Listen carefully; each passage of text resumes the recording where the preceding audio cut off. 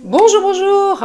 Nous nous retrouvons ensemble pour travailler avec l'énergie de la prochaine nouvelle lune qui a lieu samedi, le 6 juillet 2024, en Cancer.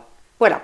Et donc, à la fin, comme d'habitude, je vous propose un travail à faire sur vous-même, que vous faites si évidemment cela vous parle, si cela vibre en vous, puisqu'il n'est absolument pas question de faire quelque chose qui ne vous convient pas, qui ne vous parle pas. Voilà. Donc maintenant, on se retrouve pour voir dans le détail les énergies.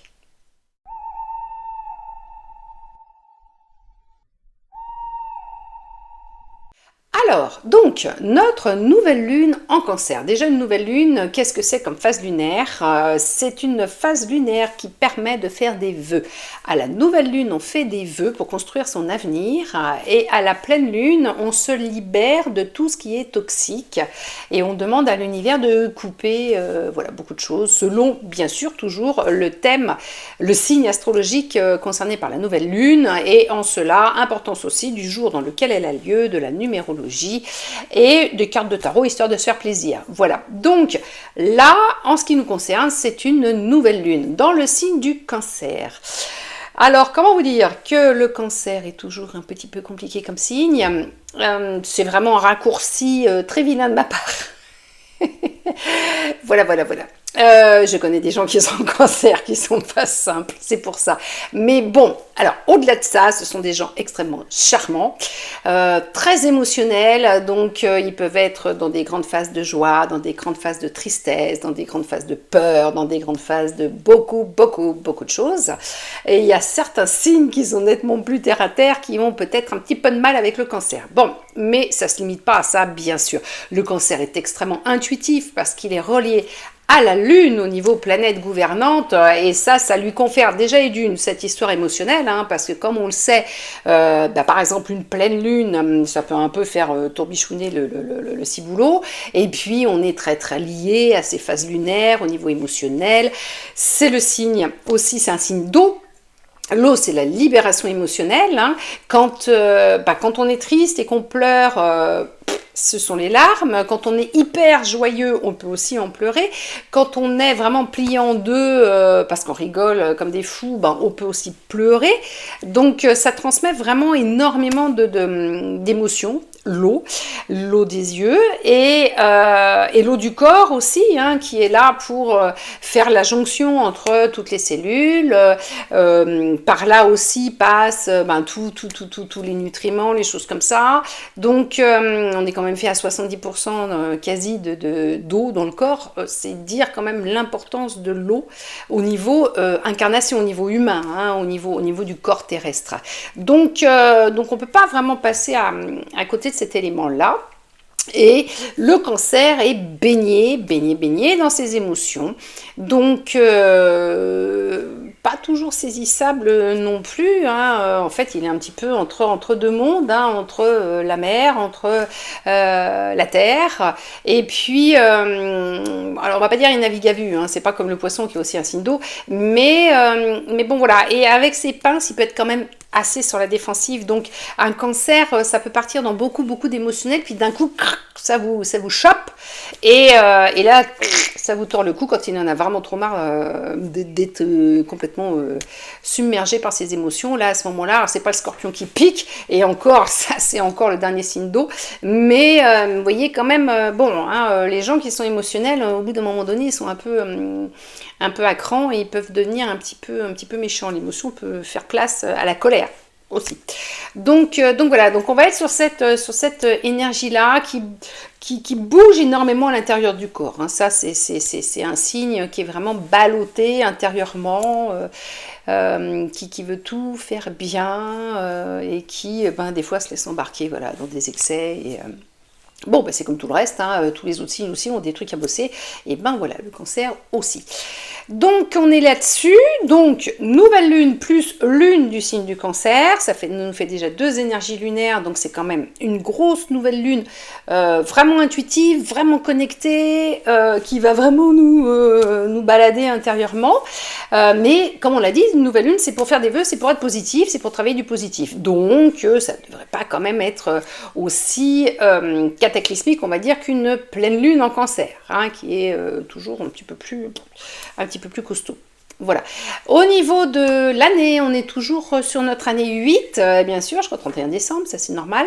Et on le rappelle, on est sur l'année de l'abondance et de la réussite. Donc là, je vous renvoie encore une fois à mon podcast de début d'année, où j'explique que l'abondance et la réussite, super, mais à la fin de l'année. Donc, entre-temps, il faut persévérer. Persévérer, je l'ai expliqué, c'est le Capricorne qui persévère, le Capricorne qui est résilient, le Capricorne, terre à terre, hein, puisque c'est un signe de terre. Et voilà, pas rigolo le Capricorne, hein, quand même. Lui, il est sous Saturne, donc c'est pas rigolo. Mais pourquoi je vous parle de ça? Parce qu'en fait, le Capricorne, c'est le signe opposé du cancer. Et que donc, le fait de travailler sur cette nouvelle lune en cancer va nous aider aussi dans cette histoire de Capricorne, puisque cette année on a quand même 4 phases lunaires en Capricorne, on a 2 pleines lunes, 2 nouvelles lunes qui nous disent persévère jusqu'à la fin de l'année. Ça va pas être facile avant, mais normalement si tu as bien bossé sur toi, à la fin de l'année ça devrait être quand même la réussite. On attend, hein. Enfin, on n'attend pas, on se remonte les manches, on y va. Je veux dire, on verra le résultat à la fin. Voilà, donc on est sur cette année d'abondance et de réussite. Donc là, on va être sur une énergie quand même peut-être un petit peu d'abondance émotionnelle, hein, sur ce signe-là. Voilà, on est sur le mois de juillet. Le mois de juillet, c'est la maturation, l'évolution intérieure, la transformation. Donc là, pareil, cette nouvelle lune va nous aider dans le positif à transformer certaines émotions qui peut-être nous baladent, nous déstabilisent, et du coup, essayer un peu de les transmuter en choses positives, en énergie d'action, en force vive, pour avancer, pour persévérer jusqu'au bout. C'est-à-dire qu'au niveau émotionnel, on a la patate, on a la pêche, on a la niaque, on y va, on persévère, on va tout bouffer. Voilà, jusqu'à la fin de l'année. Bon, ensuite on est sur un samedi. Alors le samedi, c'est le jour de la réflexion qui est lié à la planète Saturne. Saturne, alors moi je l'image toujours un petit peu comme un vieux, alors on va dire un vieux grinchenon, un vieux sage, avec gros sourcils, grosse moustache, grosse barbe, là, tout blanc de sagesse, mais un petit peu ronchon, quoi. Enfin, c'est pas le rigolo de la bande. Et en fait, c'est la sagesse. Voilà, le samedi, c'est la réflexion, la sagesse. C'est l'érudition aussi, parce que normalement le samedi on peut en profiter pour aller se balader, visiter des choses, apprendre. On a le temps d'apprendre ce qui nous plaît aussi le samedi, hein. Alors dimanche peut-être un petit peu moins, dans le sens où c'est peut-être réunion familiale, c'est peut-être balade dans la nature, c'est peut-être tout ça, mais le samedi on est encore un peu dans l'énergie de je bosse de la semaine, mais là on bosse pour soi, donc on a le temps de lire des bouquins qui nous plaisent, on a le temps éventuellement de faire des visites de musées, d'expos, des choses comme ça. Donc le samedi il est vraiment sur un peu cette... Je nourris mon esprit en fait, je réfléchis, je suis un petit peu là-dessus. Et donc ça va être une nouvelle lune studieuse. Voilà, c'est ça en fait, hein. Une nouvelle lune philosophique. Le samedi, c'est très lié aussi aux philosophes. On a le temps de laisser divaguer l'esprit. Voilà. Au niveau numérologie, on est sur le 6 plus le 7, hein, plus du coup le 8. Donc si je ne me trompe pas dans ma tête, 6 et 7, 13. 13 et 8, 21. Normalement. Voilà. Donc du coup, le 21, c'est la sagesse universelle au niveau numérologie. Donc on est complètement raccord avec cette histoire de samedi et de Saturne, hein. Donc nouvelle lune extrêmement studieuse. La sagesse universelle, c'est le fait de recevoir de là-haut les bonnes informations, hein. On devient sage par les informations véridiques du coup que l'univers nous envoie. Donc ça c'est super bien, et on est encore dans cet esprit, et le 21 c'est le 2 plus le 1 égale le 3, et le 3 c'est le chiffre de la réflexion, c'est le chiffre de l'esprit, entre autres, et aussi le chiffre de la création. Et là, je vous renvoie à la petite vidéo vite fait, bien fait que j'ai fait sur le 1 plus 1 égale 3, c'est-à-dire en fait la création, un homme plus une femme égale un bébé, donc un troisième être, donc 1 plus 1 égale 3. Voilà, donc on est sur ce mouvement aussi de création. Voilà, alors au niveau de tarot, on est relié à quoi? Le 21, eh ben, c'est quand même sympa, c'est le monde, hein. Donc c'est une super belle carte. Les anciennes, non, il y en a peut-être encore qui pratiquent comme ça, mais il y a beaucoup de tarologues à un moment donné, il y a, voilà, qui, du coup, en tombant dans le jeu sur la carte 21, en fait, pliaient le jeu et puis disaient aux gens, non, tout va bien, dégagez, voilà, et hop, ça fait 60 balles, il n'y a rien à voir, vous partez au bout de 5 minutes. Bon voilà, donc le 21, c'est quand même la carte de l'aboutissement, c'est l'ouverture au monde, c'est la dernière carte, donc c'est la réussite, c'est le chemin, j'ai vécu, j'ai arpenté mon chemin, je suis nourrie de nouvelles connaissances, hein, de nouvelles rencontres, j'ai fait de nouvelles choses, et je ne suis plus du tout le même, et je m'ouvre au monde, et le monde est ouvert à moi, et le monde m'accueille à bras ouverts, il me dit, ça y est, t'as réussi, t'as fait tout ton chemin, bienvenue dans la bande des gens qui ont été jusqu'au bout et qui ont réussi à tenir le coup.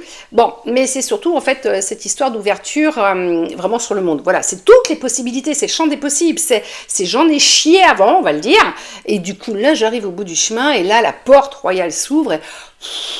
Bon, après il est question de recommencer à zéro pour faire un nouveau chemin. C'est toujours le truc, hein, c'est la roue de la vie, là c'est on a fini mais on recommence. Bon, enfin bref, bon, donc ça c'est déjà c'est de bon augure pour cette nouvelle lune en cancer, d'être sur cette énergie-là. Et puis le 3, hein, qui est relié à l'impératrice. Donc l'impératrice, qui va très bien avec l'énergie du monde, hein, parce qu'elles vont toujours par deux, hein, les cartes du tarot, qui va très bien dans l'énergie du monde parce que quelque part, on va dire, c'est l'impératrice, c'est la reine des réseaux sociaux, la reine de la communication, c'est l'influenceuse de service, voilà, c'est celle qui a les relations sociales, qui a le carnet tout rempli avec les adresses de tout le monde, voilà. Bon, ça c'est ce côté-là, parce qu'elle a aussi un autre côté, elle a quand même aussi le côté... mère de famille, l'impératrice quand même, hein, elle manage la famille, elle manage son monde, voilà, l'empereur est un petit peu à côté, lui il dirige le truc, et elle s'occupe un peu de la popote, de la tambouille, des choses comme ça, mais bon, alors de manière royale quand même, hein, c'est pour elle non plus qu'il va aller éplucher les concombres. Donc, on est sur cette côté un peu brillance, extraversion, et du coup aussi très émotionnelle, parce que l'impératrice elle est quand même émotionnelle, comment dirais-je, normalement elle tient son rôle, elle tient sa place, hein. Quand une impératrice est bien équilibrée, elle est bien, hein, il n'y a pas de problème, mais elle peut vite partir dans les excès, dans les tours et un petit peu en sucette, et on est complètement là-dedans avec cette histoire de cancer. Voilà, donc on va être sur toutes ces énergies-là pour cette nouvelle lune du 6 juillet 2024. Ça va nous donner quoi? Ça va nous donner des vœux sur, bien sûr, le travail émotionnel, hein, parce que c'est quand même le sujet du jour, en réfléchissant, bien sûr, en recevant les bonnes informations, en prenant son temps, justement pour se poser, puisqu'on est normalement samedi et tout le monde ne bosse pas le samedi. Donc en profiter et puis voilà, se poser, réfléchir sur l'émotionnel, faire des vœux et puis du coup ça va nous ouvrir le champ des possibles de pouvoir travailler sur cette affaire-là. Et alors on va pas dire maîtriser les émotions, mais équilibrer les émotions. Ça va être ça et c'est déjà pas mal. Voilà. Donc maintenant on va voir le travail.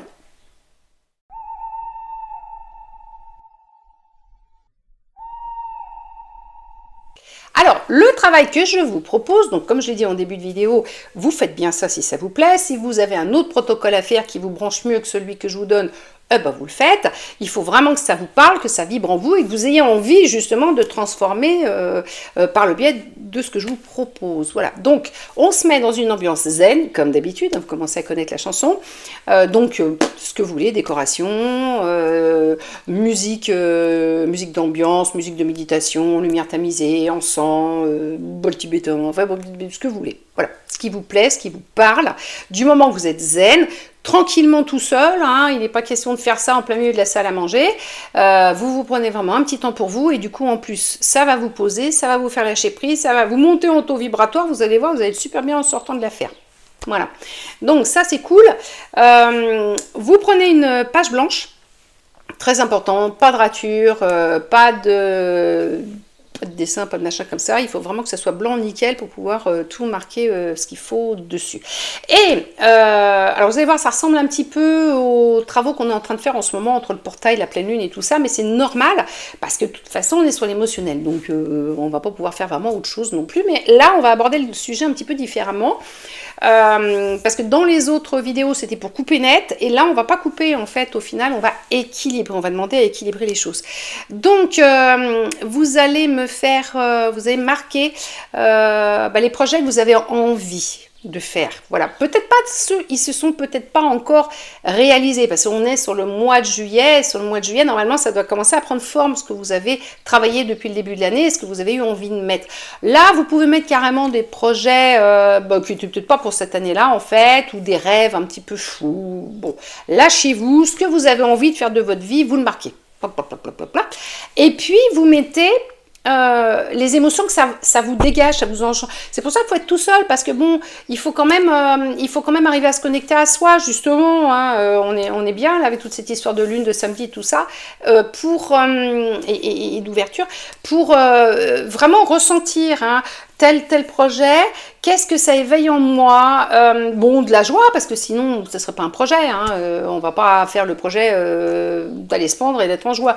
Donc nous on tient ce projet, effectivement, c'est de la joie, mais ça peut être aussi de l'inquiétude en plus, ça peut être effectivement du coup de la peur, ça peut être voilà, de l'inquiétude parce que vous dites, voilà, moi ce projet il est génial pour moi, mais alors par contre ça va pas aller dans le sens d'un tel, et du coup ça va lui faire de la peine, donc du coup j'ai de la peine. Vous voyez, toutes ces choses-là, donc autant les sentiments, les émotions positives que ça éveille en vous, mais autant les émotions mitigées ou négatives que ça éveille en vous. Vous mettez tout sur cette page, voilà.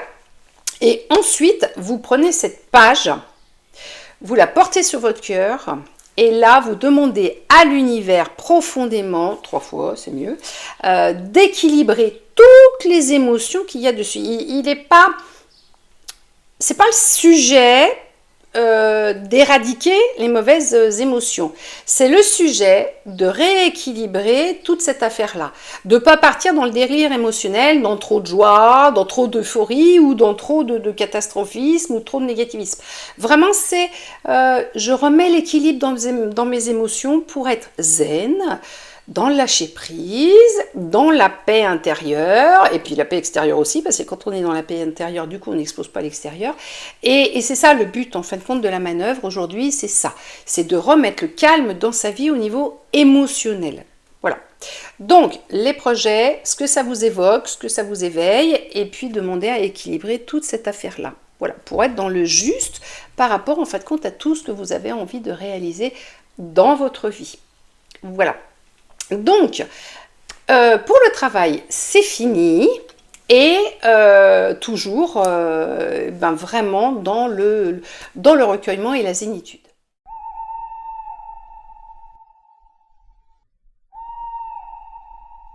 Voilà, pour cette nouvelle lune en Cancer, c'est fini. On se retrouve bientôt pour la prochaine nouvelle lune, mais bon, entre-temps, il y aura d'autres travaux et vidéos proposés. Si vous avez aimé, écoutez, voilà, soyez sympa, partagez, likez, tout ça, enfin bon, bref, comme d'habitude.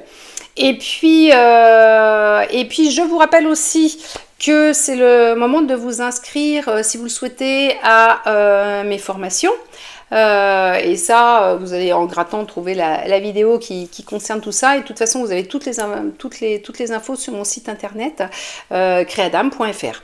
Voilà, et puis n'oubliez pas que décider de changer votre vie, ça commence maintenant.